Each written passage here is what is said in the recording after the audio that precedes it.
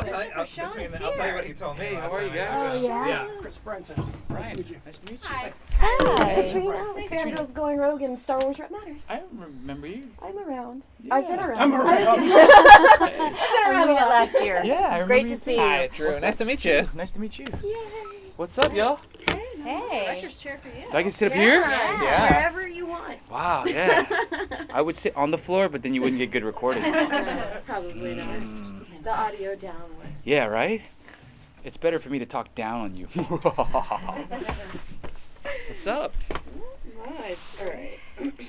So having a full season, you know, was the last time I saw you, and talking about, you know, kind of establishing Kaz and going into season 2 now, you know, he's still, we see in the first 2 episodes, wants so much to believe in the people and trust the people that he, you know, considers his advocates, but there's still the the kind of innocence versus the reality of what's happening. So what's his arc for you in terms of playing that and your own frustrations with him, and then your own also admiration of him as a character? I think actually those are the perfect ways of saying the admiration is that he always believes. He doesn't want to give up on family, and he considers the Team Fireball family. He never wants to give up on Tam. Frustration is the fact that she is not listening. She is making decisions, emotional decisions that, you know, if you just listened, just for a little bit, just listen, that you wouldn't be, none of this would be happening, and we could all be happy. So yeah, I mean, essentially the first season was him learning to kind of be selfless, stop being selfish, and understand that there are consequences to your action.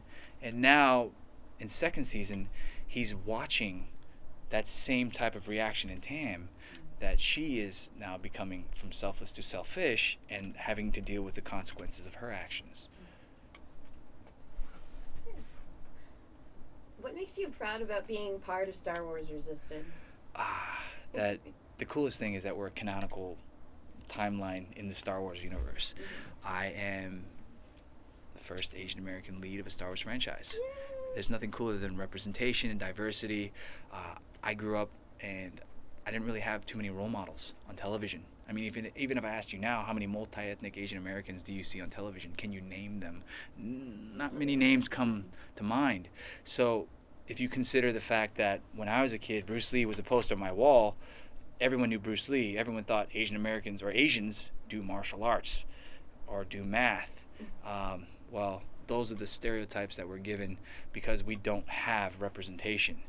That's the only thing that people are aware of. So now to have heroes who are goofballs, who can, from goofball, become mature and be heroes in their own setting, in their own lives, people see that and say, hey, I'm a goofball. And I can potentially not just be a sidekick to someone else, I can be my own hero in my own life. And I can be the leader, you know, for once. And it's really cool. I'm very proud of that. And I'm proud that Disney and Dave Filoni and Kathleen Kennedy and Justin Brandon and Athena, the whole team, I'm proud that they took a risk and it took a chance on me to be able to try and fill that shoes of being a role model. That was a great answer. Thanks. I've been practicing. Press training. Yeah. Good. There's so much physical comedy in the animation. How does that play out into your recording? You know, the cool thing is like they're very free with us to kind of like play. Obviously, I can't move around too much because then they capture all the sounds and it ruins the recording. So I've tried. I've really tried. However, they do a really good job of allowing us to just have fun. And we've learned to kind of wear looser fitting clothes and shoes that don't squeak, so I can be more like Kaz. But yeah, I mean, the physical comedy really comes down into just, working in the bubble that you're provided, and I'm having fun doing it. It shows. Thank you. You kind of had some fun kind of buddy cop moments with Oscar Isaac last season. Did you ever record with him? Have you met him? What is that dynamic like? Coolest story, man. I got told, hey, you want to fly to New York and work with Oscar Isaac? I was like, do I? Yeah, absolutely. So they're like, okay, cool. So spoke to my agent. They're flying me out. Oh, we also spoke with Oscar. He's going to get you tickets to watch him perform off Broadway in the Hamlet. I get to watch him perform in New York, off Broadway play, Hamlet, and he's brilliant. So I was really excited. Next morning, I'm going to go work with Oscar Isaac. After watching him perform Hamlet, I'm going to be there an hour early, and I'm going to just like I'm going to be prepped, ready, you know. And right when I show up in the morning, he's already there. He's watching the show. He's sipping tea, and he's like, "Hey, man, great performance. Love the show. Great character." And I was like, how did you beat me here? But then we got into the booth, and I was nervous. I mean, it's Oscar Isaac, you know, graduated Juilliard. He's amazing. He's a phenomenal, talent. He's a phenomenal talent. But what he is, he's a great leader.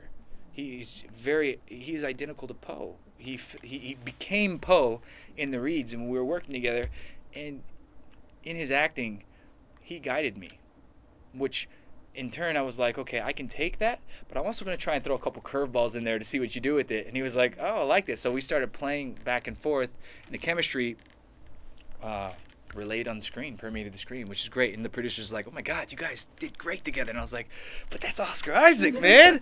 So it was really cool. So I got to work with him in New York. It was a lot of fun. There's like a lot of funny stories that happened in New York while I was there, but that's a different story. Well, it's always nice because now you can go watch Star Wars and go like, oh, that's my character's friend. Yeah, right?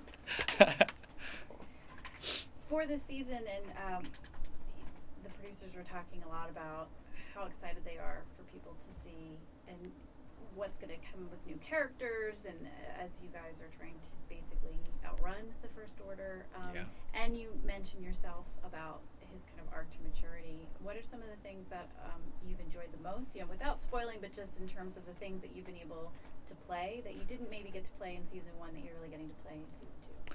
I really liked fighting Kylo Ren. No, I'm just kidding. Yeah. I just you're like, no, no, I'm totally joking. That did not happen. No, I really just the cool thing is again, Kaz kind of finds himself taking a leadership position, still always making mistakes and fixing the mistakes as they happen, but they're on a grander scheme. And then he's got to deal with pirates, and he's got to deal with the frustrations of having no food and water and mutiny potentially. Yeah, all these different issues, these new obstacles. So you get to watch a character that you've already become familiar with dealing with new problems in a brand new adventure throughout space that feels so much like Star Wars. And it is Star Wars now. And that's what I really enjoy about this season. That you got TIE fighters already coming at you. You got the masks of stormtroopers already. Everything's now Star Wars. It's no longer a platform colossus in the middle of the ocean far away. Now we're in space fighting against the First Order. Chris, everybody talks about once they're part of the Star Wars family, they're always there. What's going to be your takeaway from your first experience in the Star Wars family? Man, I've always had a special place in my heart for Star Wars because my dad would tell us bedtime stories in the voice of Yoda and the voice of Chewbacca. So for me, growing up, it was just part of my upbringing, Star Wars. And to be a part of it, like, just will always remind me of my family, my mom and my dad. And so, yeah, I just think that, like, the fact that people are going to grow up with Star Wars and being introduced to the canonical storylines through Kaz and Team Fireball and everyone in the Colossus and Resistance, I just think that is wonderful for them to know that this is going to be their introductory story to then finding the whole world of Star Wars, all 9 movies, 27 movies, no, but all the great movies that are part of Star Wars, and then finding their passion and making their choices of which of the movies they like. I mean, that's probably one of my favorite takeaways of it. That will be an introduction for children, and then they'll grow up into the stories. Thank you. Was that good? Was that a good answer? What is your favorite Star Wars movie? Empire Strikes Back. Okay. Yeah, because so many famous moments. Luke, I am your father. Do or do not, there is no try. I mean, so many moments in Empire Strikes Back. Like, and that's just my earliest recollection of Star Wars, and that was my introduction. So for me, that was like me and my dad sitting there, and not really knowing what I was watching, just hanging out in my dad's lap, you know, watching, just being a kid. Like, that's my favorite movie. Just again, the nostalgic reason, family reasons. Was Dad a big Star Wars fan? He was. Yeah, my dad's a big fan of anything cool, and Star Wars is real cool. So, yeah, he's a good dude, man. I find it like really interesting how Star Wars, and especially like people of color and families of color like mine and yours, kind of use that storytelling to bond. Do you see that happening with a lot of the audience in Resistance, and do you kind of see that bond in the fandom, and how has that affected you? You know, I think that it's always been there, regardless of like being ethnic or diverse or not. Like, it's Star Wars, and we all are aware that it's a time far, far away, right?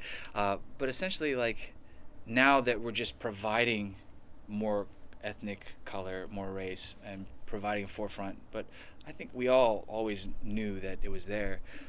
It's just nice to have it, finally show it. But yeah, I mean, we all bonded because Star Wars is about family.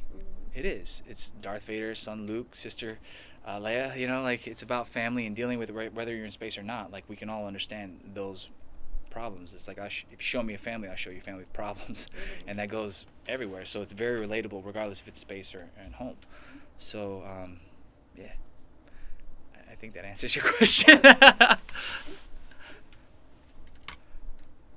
good? Yeah. Awesome. Yeah. Yay! Thanks, guys. Guys, Thank you. Nice meeting you. Nice to meet you also. Great to see you again. Great to see you as well. Lovely seeing you. Good to see you. Great to meet you, Chris. Hey, Thank nice to meet you. thanks, y'all. Thank you. you.